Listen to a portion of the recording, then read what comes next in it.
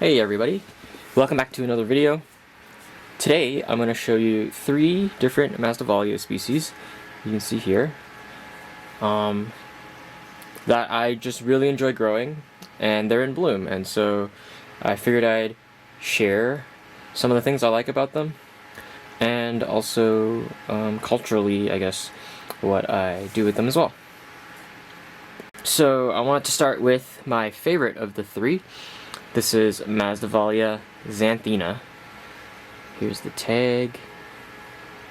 And so this plant is a pretty vigorous growing Masdevallia. One thing I really like about it is the flower to plant size ratio. So this is the plant. My hand is here, and you see the flower is like pretty big relative to the leaves, and so it's always nice to have a plant that is pretty rewarding in that sense.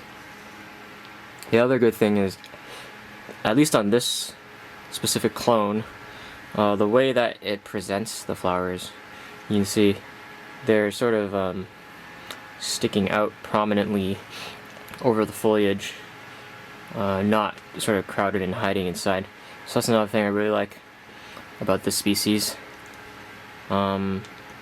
So as the name suggests, xanthina, it's sort of like a whitish, yellowy green color.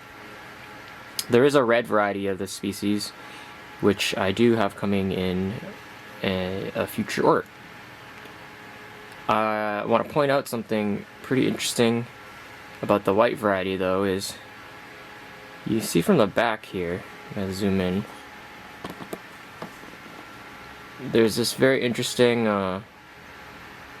sort of dark brown maroon coloration, and that's at the base of the sepals, so you can see. And then if you look at the front of the flower, it's sort of in there. So I think that's just a really cute little feature that these flowers have, aside from being just very elegant in general.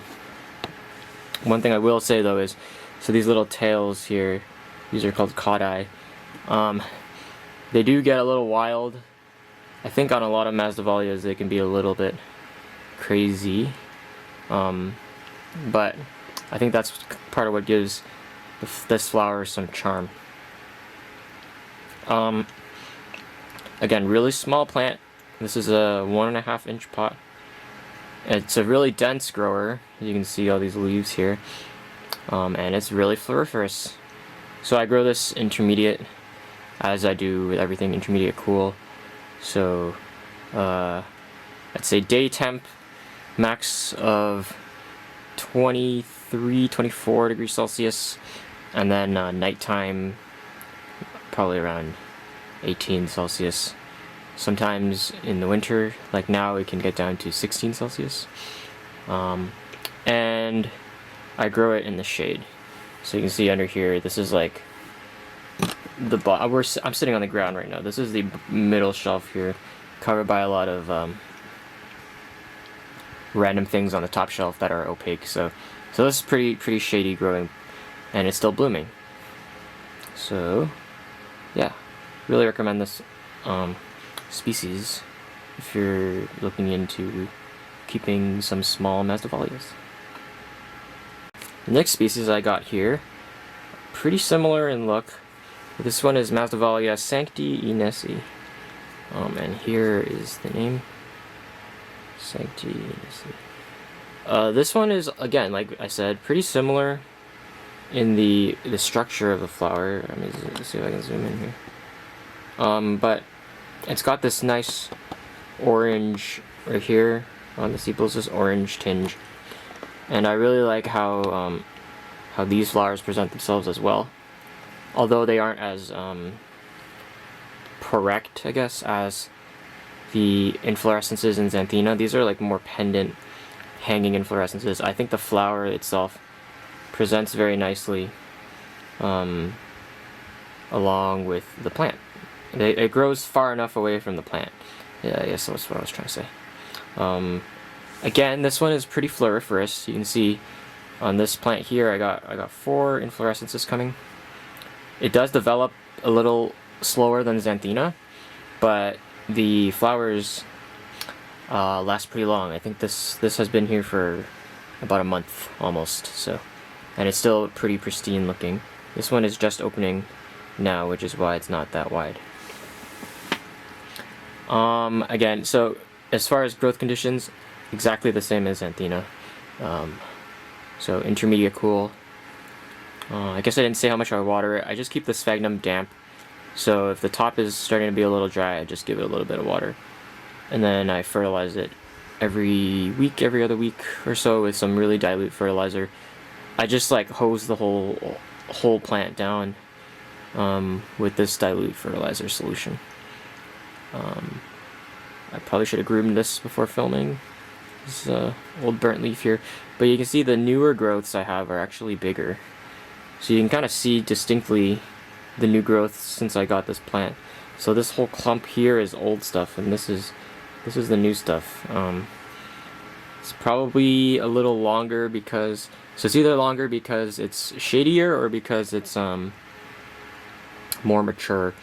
I think it's because it's shadier, but again, this is a nice little, pretty compact plant. Again, 1.5 inch pot with some really pretty big flowers for the pot, and they do last quite a while.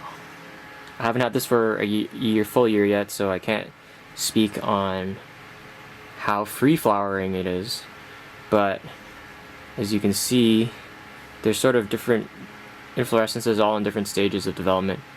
So perhaps this is a pretty free flowering year-round kind of bloomer as well.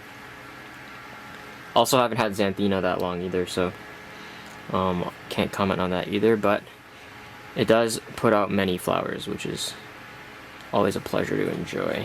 Let me zoom in again on this one. Yeah, the color is not quite accurate on the camera. So this is a lot more white, like cream color, and this is a lot more bright orange, like if you've ever had a creamsicle, that kind of color, like a creamy orange. Anyways, this is Masdevallia, sanctae-inesae. Alright, so this last one is Masdevallia persicina.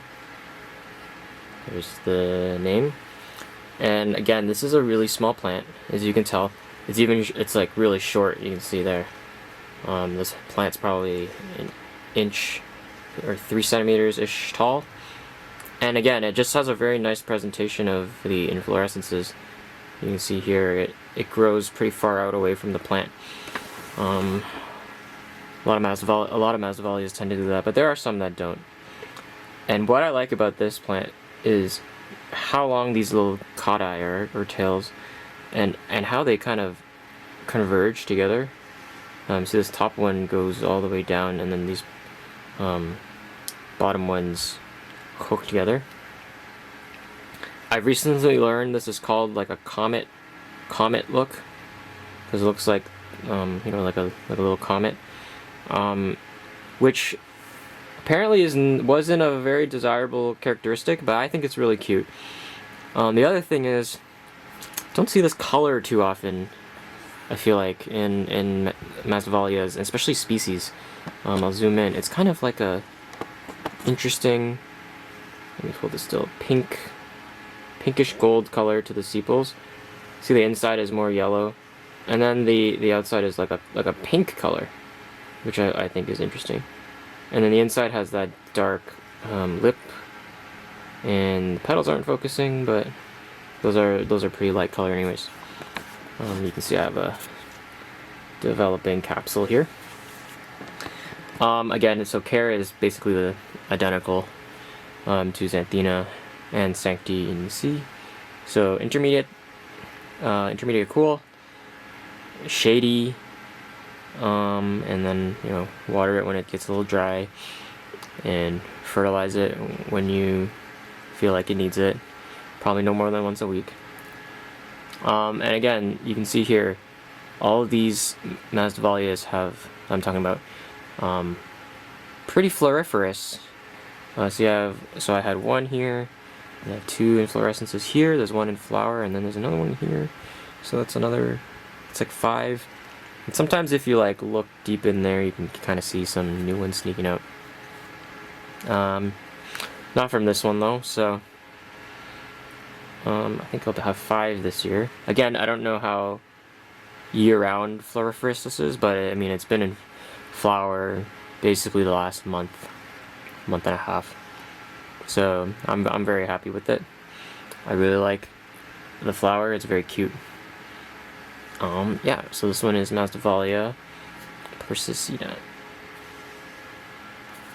Anyways, this is the end of the video. Thanks for sticking around. I mentioned again in my previous video that the next video would be about sowing the seeds from this. It's not ready yet. Probably another 20 or so days before I sow the seeds and make a video about that. But anyways, thank you so much for watching, and I hope you'll stick around for future videos.